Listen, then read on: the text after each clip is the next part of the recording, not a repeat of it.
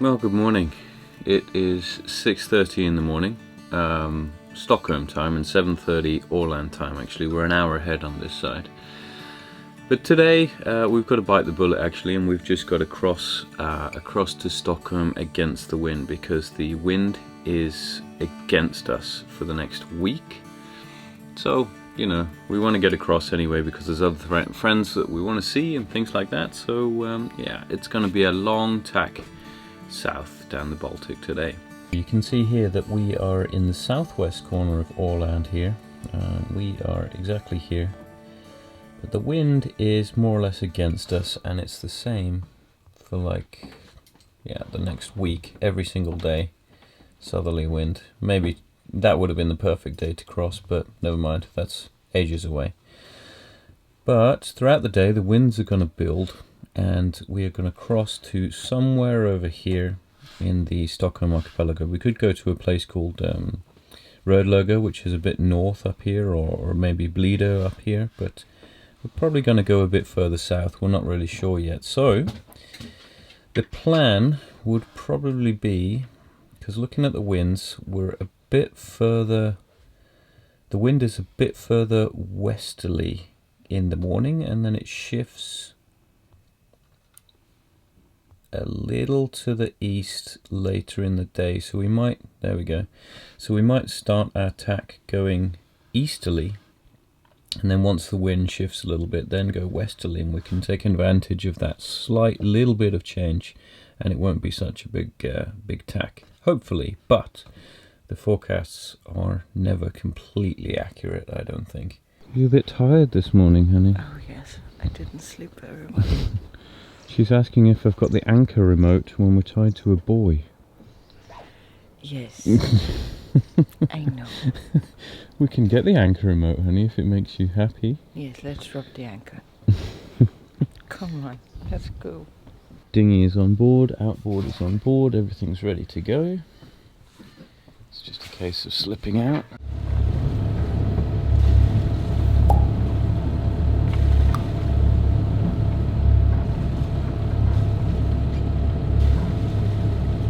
So there's been a slight change of plan actually, because the winds I saw were gusting up to like 20 knots later on. So actually it's better if we don't go offshore, because all we'll end up doing is just bashing against high waves actually, and that slows you down a lot.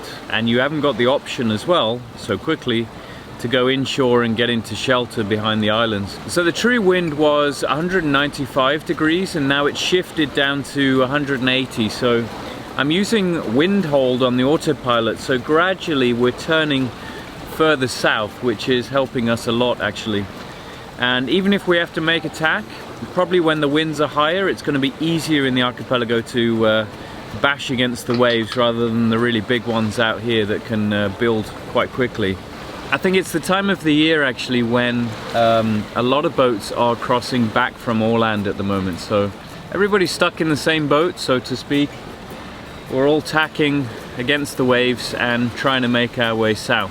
I feel a little bit sorry for like the Germans, because they've got a long way to tack down the Baltic again, you know, and if they need to get back within a week or something like that, then yeah, they're gonna have a hard time getting down there. But I spoke to one German in Rödhamn, and he was hoping for a northerly wind to just, you know, take him all the way down the Baltic, maybe in a week's time, but who knows. Really nice sail at the moment, leaving Åland behind. The weather's perfect so far, so yeah, just gotta sit here and enjoy.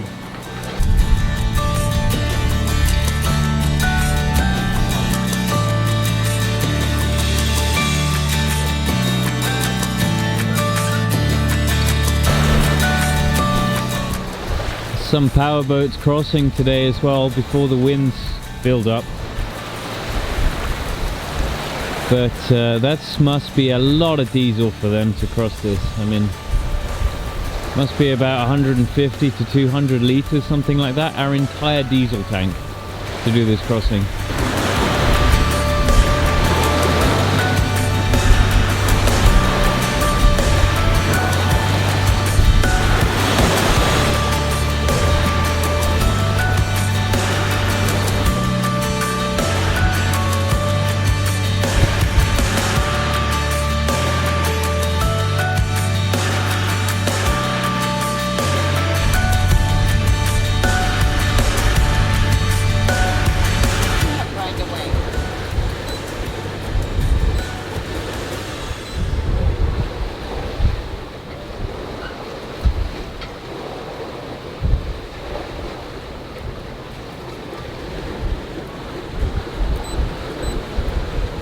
We're on a direct collision course with that big one out there, so I think as we get closer we might have to make another tack, or make a tack. We'll see, or just slow the boat down, one or the other. But we'll wait until he gets closer, maybe he changes course himself. How does this happen, guys? We've got the whole Baltic Sea here, and we always end up on a collision course with like a tanker or something like that. And the problem is, we can't tell whether the closest point of approach is in front of or behind the boat. But I think he's actually changed course. Good tanker. He's just changed course for me. That's nice of him.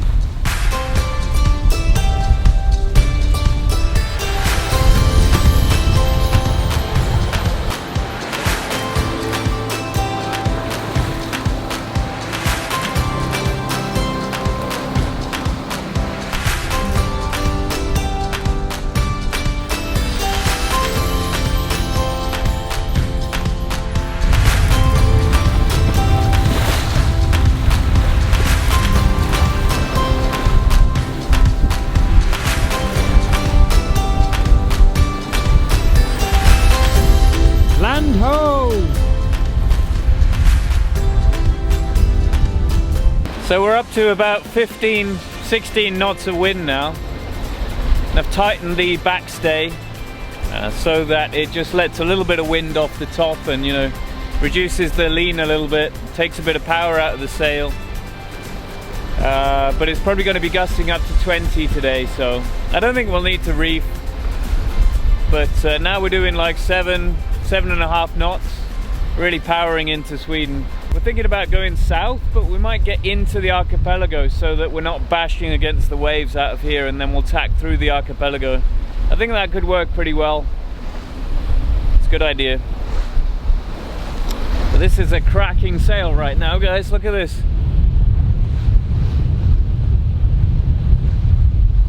Really going some. It's been a good crossing so far. Just had to take a reef. It's the right thing to do in 17 knots and increasing wind. Went okay, but now we've got a flatter boat and we're still doing the same speed, like 7.5 knots sometimes.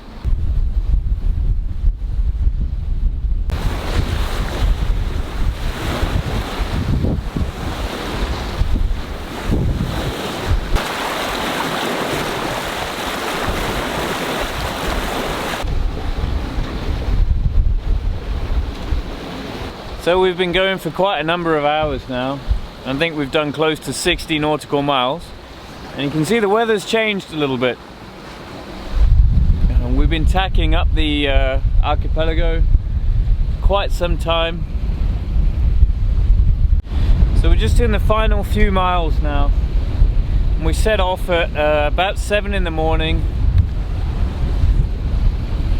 And it's now coming up to about 5 o'clock, so very much looking forward to a beer or some anchor bubbles or something like that. But it's been a good sail, but it's been upwind all the way, and that can really get to you after a certain time, you know.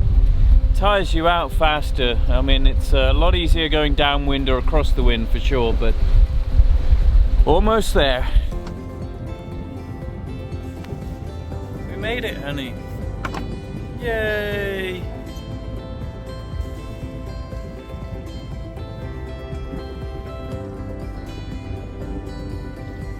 How many miles have we done today? 65.5 miles. So this is what the galley looks like after the crossing. And in our cabin, disaster has also struck. There is clothes everywhere. Yeah, is it good to be on land again, buddy? Huh? Yeah? So we made it, and we just met Henrik actually on My Boat in My Life YouTube channel. Just got a spot on the end here, probably the very last spot on this side at least we can get, and it's nice and sheltered in here. It's really nice. I mean, you've been here before, Ostholmen.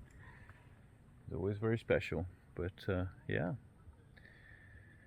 Oh, pretty tired though, to be honest. That was like close to a 12-hour sail, more than yeah.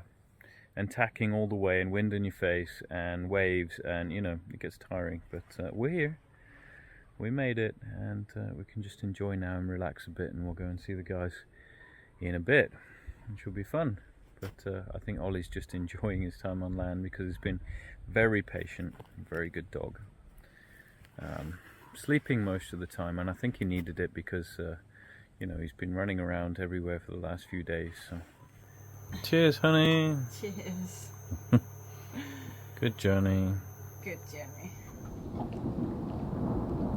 And then the thunder rolled in, so it was a cozy night for us.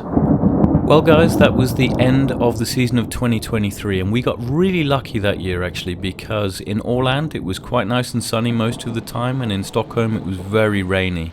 And this turned out to be the same in the last week of this holiday, which is why I'm going to leave it there and leave you with a montage of some good times we had with some great friends over the last week. And we'll pick up 2024 in the next couple of weeks.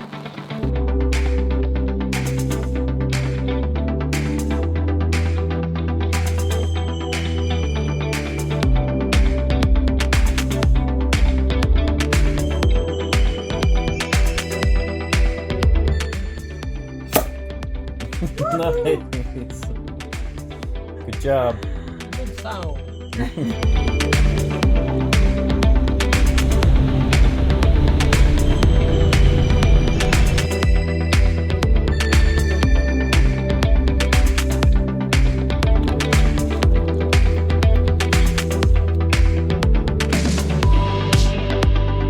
About a month later, I managed to squeeze in a holiday with the boys actually, and we had a great time, and we were so lucky to see these seals just outside of Mörterbunten.